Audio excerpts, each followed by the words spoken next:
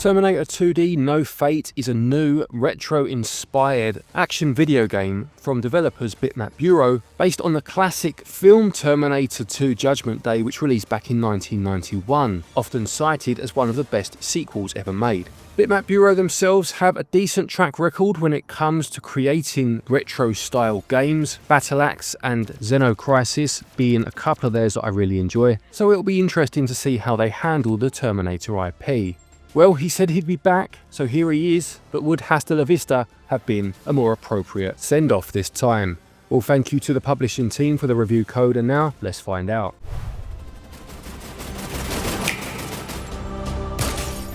So story-wise, it follows the plot of Terminator 2 very closely. The first few levels elaborate a bit more on details that aren't in the film, such as how Sarah Connor found herself incarcerated, leading to John Connor ending up in foster care. But it soon picks up with some of the important plot points from the film. You'll have John Connor meeting the T-800, trying to escape from the T-1000, reuniting with his mother, the infiltration of Cyberdyne, and flashes of the future war that John is destined to partake in as leader of the Resistance. There are cutscenes between each level and some nice animated moments within the levels themselves that do help to tell the story in a condensed form. Aside from this, the tagline for the game, No Fate, hints at the part in the film where Sarah Connor states that there is no fate other than that which we make for ourselves, and owing to this, there are a few times within the game where you can make a decision, albeit only on your second playthrough. You do need to finish the game first, and this will open up additional levels that change the story ever so slightly. Let's move on to the gameplay now then, and first and foremost, Terminator 2D No Fate is a run and gun. I would say that's the genre it leans most heavily into, but there's definitely a 2D platformer feel to it. There's a stage where it's more like a beat 'em up. There are some stealth sections in there too. You can take cover when partaking in the run and gun moments, and a few vehicle sections for good measure. It's a nice mix of some of the genres that are probably most associated with video game movie tie-ins of the 1990s. I would say this one definitely goes for an arcade feel first and foremost. This is most evident with the attract mode and the high score screen, but it definitely wouldn't have felt out of place on a home console of the time, a Super Nintendo or Mega Drive for example. You'll play as a number of the characters I've already mentioned, and they all have slightly different movesets. The John Connor Future War levels feel very much like a Contra, for example, albeit you can take cover in this game, something you couldn't do in those games, but the flow and feeling of those levels is very much about the action. You have mini and main bosses to take on, a whole host of enemies to shoot down, and you can pick up weapon upgrades to turn your shots into homing or freeway shots, again very much like your classic run and guns. Sarah Connors are a nice mix. You have some more platformy levels, you have the stealth level as you try to escape from the facility you've been incarcerated in,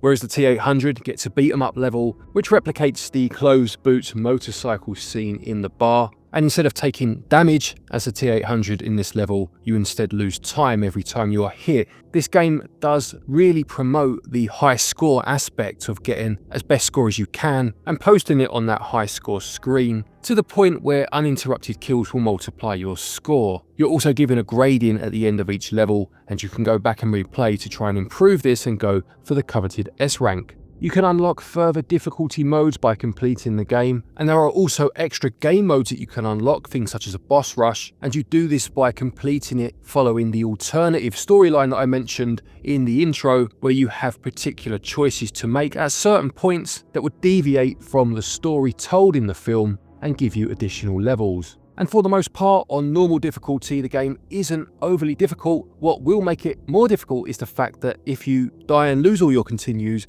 game over will start you back at the beginning of the game. This is old school in every sense of the word. Back in the day, this would happen and you'd throw your controller on the bed or against the wall if it annoyed you that much before picking it back up and trying again, or of course getting out your Game Genie and putting in an invincibility code. Either way though, you played it again and again, and this really garners that feeling of such a time. Easy mode has unlimited continues though, so if this is something that bothers you, then there is a workaround, but it is very much about practicing to the point where there is even a practice mode where you can try levels that you find particularly difficult in order to master them.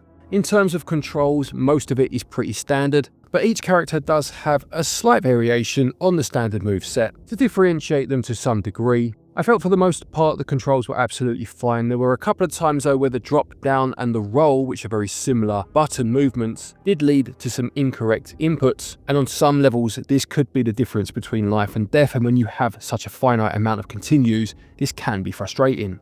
Gameplay is a very deliberate callback to the past. As I said, even the choice of genres that it puts into levels harkens back to the 1990s video game movie tie-ins. And if you have any nostalgia for that time and wished games about fantastic films could have been better, then this is almost a remedy of sorts, some 35 years later. Some styles work better than others, and there are a few annoyances here and there, but on the whole, gameplay gets 17 out of 20.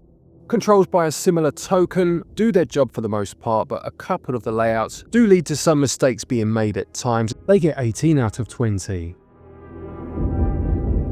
Moving on to the visuals now then, and the pixel art style is used incredibly well to evoke memories of the 16-bit era, whilst having a level of detail specifically in the backgrounds with some nice parallax scrolling that wouldn't have been possible for most games of the time, certainly not on consoles. That being said, I do think they could have gone a bit further and added some nice foreground parallax scrolling just to really immerse you in the world, and some of the movements I did find a little bit awkward, things such as characters moving up ladders for example, but on the whole, the Terminator universe is conveyed very accurately in pixel form. The character models, be it the portraits or the sprites themselves, hold a good likeness to the actors that played them, although I did find that Arnold Schwarzenegger's face did seem to be obscured in his character portrait. They went for a battle-damaged look where the endoskeleton is on view through his synthetic skin, even when it doesn't need to be in terms of where the story is at that moment in time. I don't know if there was a licensing issue there, I'm merely speculating, I just found that slightly odd.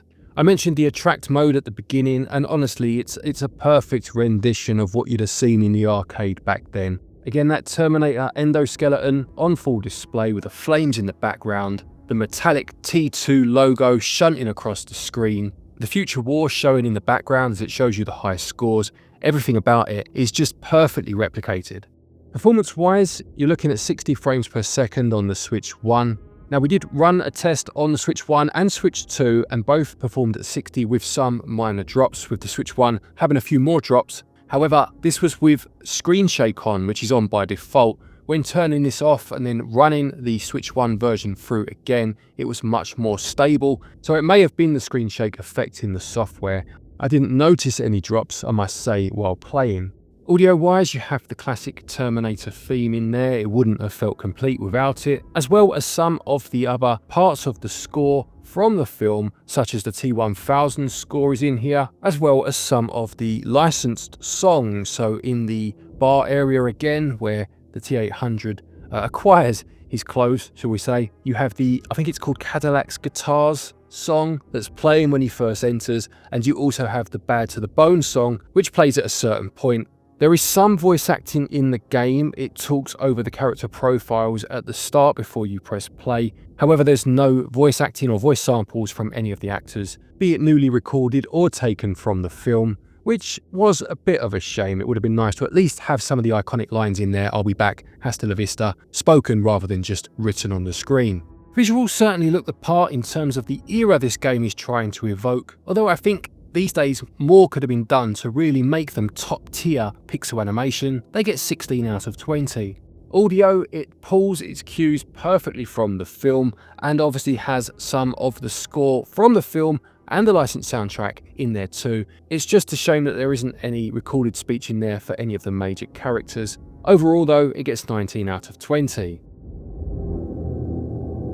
Terminator 2D No Fate costs £24.99 and regional equivalents are on your screen now. You can blitz through it in under an hour for sure, certainly on normal difficulty or lower. And I think you have to be of the mindset of the 1990s to get full enjoyment out of this game. You need to accept that it's about chasing for high scores. You need to be happy to get to the last level and die and get a game over and start all over again. You'd want to find those extra hidden levels by going back and making the decisions that unlock them. You'd need to be invested in the extra game modes that this unlocks, such as Boss Rush, like I said. Otherwise, you may feel that you've not got your money's worth. Having said that, value does of course also take into consideration the level of polish and the production values, and in terms of what this game wants to be, what it wants to recreate, that feeling inside you, it does that perfectly well. A difficult one to score this for those reasons. I think it very much depends on what side of the fence you sit with some of the points I've just raised. For me personally though, someone that's completed it 4 times already, value gets 12 out of 20. To conclude, Terminator 2D No Fate is exactly what I personally was hoping it would be. A game that feels like a lost relic from the 1990s, be it on arcade or on a console, but with the caveat of it having actually had the love and attention put into it that unfortunately video game movie tie-ins of the time just weren't allowed. Tight turnarounds and schedules in terms of release dates meant that these games were generally quite poor and left you feeling like you'd wasted your money. This is absolutely not the case here, and it's lovely to see this renaissance almost of video game tie-ins we've had in recent years, where developers have had the time to make the product as good as it should be, bearing in mind the source material it's generally based on. I don't think it's unfair to say that you probably need to be a certain type of gamer or have a certain type of mindset or nostalgia for that time to truly appreciate this or get the most out of it, considering the price at least. But I for one am delighted that he kept his word when he said that he'd be back.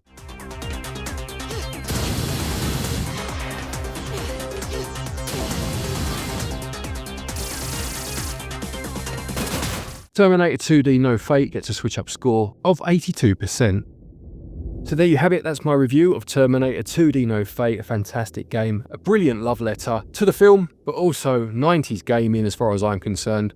Do let me know your thoughts on it in the comment section below. Don't forget, if you're looking for eShop credit to pick this game up, you can use our website, switchup.gg, and get yourself 5% of your purchase price back as cashback. And there's a link down there to PlayAsia if you want to import any games, use the link and code, and just save yourself 5% off of your order from there.